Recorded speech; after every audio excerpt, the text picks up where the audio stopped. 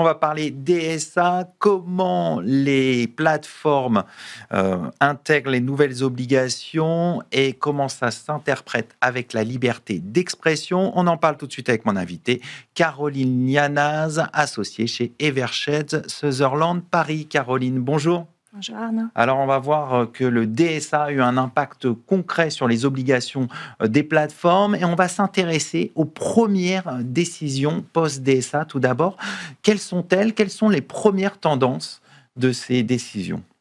Alors, les premières tendances, ça s'inscrit plutôt dans une approche de continuité que de rupture, à vrai dire. Le DSA, c'est un règlement de 2022 qui est entré en application en 2024. Il vient modifier et moderniser la directive commerce électronique qui était la précédente réglementation de 2000, mais il en garde les deux grands principes. Et ces principes, c'est une absence de surveillance générale des contenus. Donc, c'est-à-dire qu'un hébergeur n'est pas censé surveiller ce qui se passe sur sa plateforme. Il n'en a d'ailleurs pas la capacité technique. Et le deuxième grand principe, c'est une responsabilité conditionnée à la connaissance d'un contenu illicite.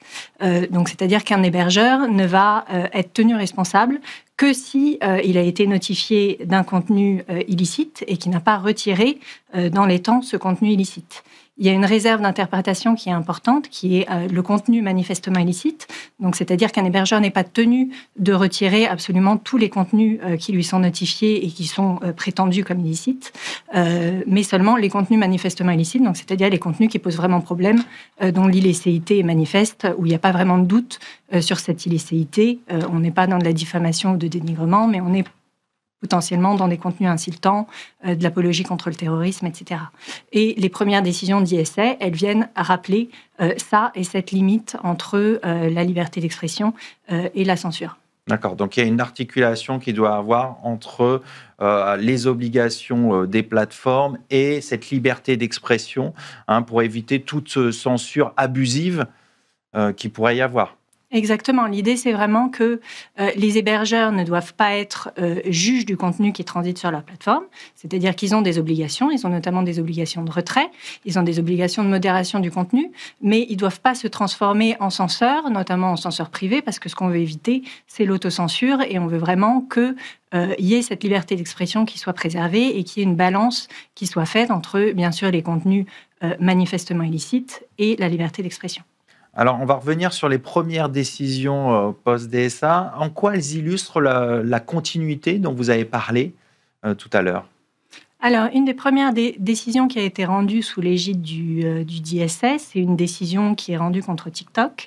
Donc, c'était une société de soins esthétiques qui avait assigné TikTok en sa qualité d'hébergeur en lui demandant le retrait d'une vidéo faite par une influenceuse, une TikTokeuse, qui critiquait l'institut dans lequel elle était allée faire son soin. La société prétendait que c'était une pratique commerciale trompeuse. Elle avait d'ailleurs déposé une plainte pénale à cet égard et que c'était constitutif de dénigrement. Et le juge vient nous dire non, je ne vais pas ordonner le retrait de la vidéo litigieuse, étant donné que il y a une plainte pénale, certes, mais ça ne présage en rien de ce qui va être décidé in fine sur l'illicéité du contenu. Ça, c'est le premier point.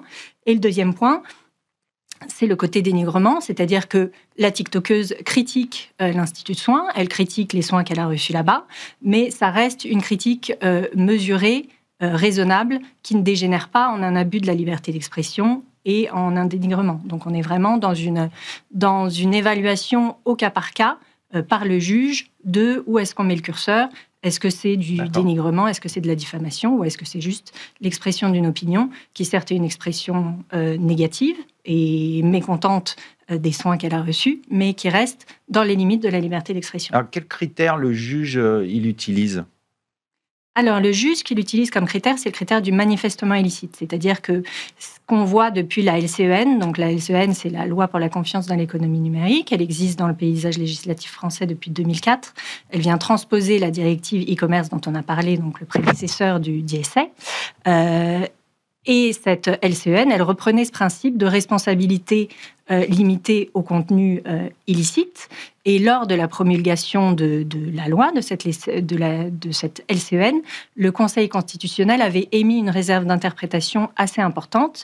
Il avait dit justement que la responsabilité, elle est limitée aux contenus manifestement illicites qui n'auraient pas été retirés après qu'ils aient été signalés.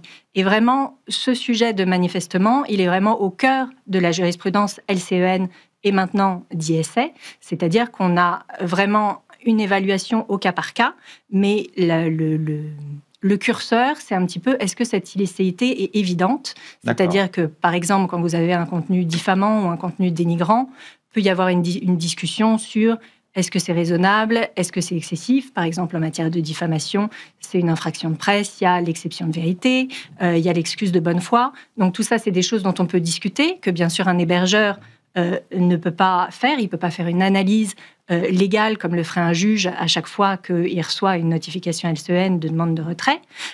Donc, on se limite au contenu manifestement illicite où il n'y a pas de doute sur l'illicéité, comme par exemple des contenus outrageants, typiquement des insultes, ou des contenus franchement illicites, apologie du terrorisme, etc. Donc, il faut que ce soit vraiment évident. Il faut vraiment que ce soit évident, et c'est vraiment, ça s'inscrit finalement dans la droite ligne des infractions de presse et l'évaluation de la liberté d'expression. Qu'est-ce qu'un abus ? Qu'est-ce qu'il n'est pas un abus ? Et le juge va vraiment faire une appréciation in concreto. Et ce qui est assez rassurant des premières décisions post-DSA, c'est qu'on voit que le juge continue à faire cette évaluation. Le DSA ne reprend pas le critère justement du manifestement illicite dans le corps du texte par rapport aux obligations de retrait de l'hébergeur. Il le reprend dans quelques considérants, mais il ne le détaille pas dans les obligations de l'hébergeur. Donc la question était un petit peu de savoir si le juge allait finalement un peu s'engouffrer dans la brèche, s'asseoir un petit peu sur ce critère jurisprudentiel qui avait été dégagé par les juridictions françaises à la suite de la décision du Conseil constitutionnel. Et la réponse est non. Le juge reste dans la droite lignée de sa jurisprudence précédente et garde cette évaluation finalement très juridique d'évaluation des contenus qui transitent sur les services en ligne. Donc ce contrôle de proportionnalité reste central pour vous et ça va être une tendance de fond qui se dégage, enfin qui continue de se dégager. A priori, il n'y a pas de raison que ça change, étant donné qu'on a eu la directive e-commerce, on a eu la LCEN et maintenant on a le DSA.